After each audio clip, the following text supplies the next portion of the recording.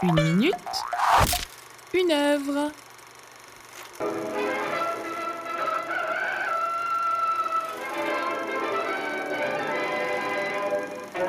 22 novembre 1949.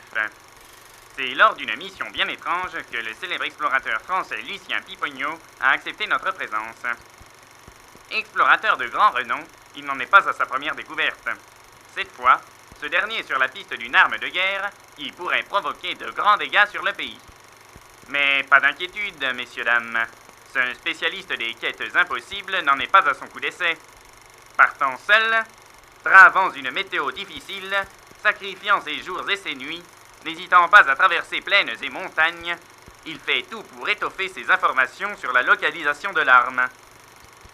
Les notes qu'il avait récupérées étaient assez vagues et ses nombreuses recherches ne lui avaient pas permis d'atteindre son but.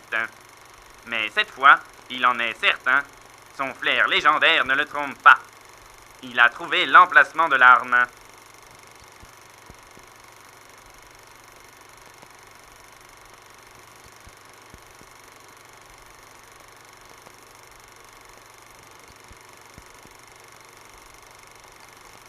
Et non, ceci n'est pas une arme de guerre, c'est une œuvre d'art.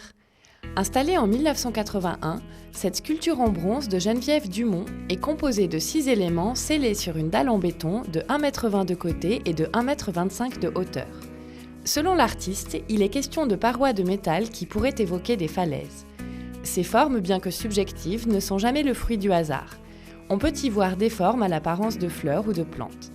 Il s'agissait à la base de suggérer, par le traitement du bronze, une sensation d'équilibre et de légèreté appliquée à la minéralité du patio dans lequel elle se situe.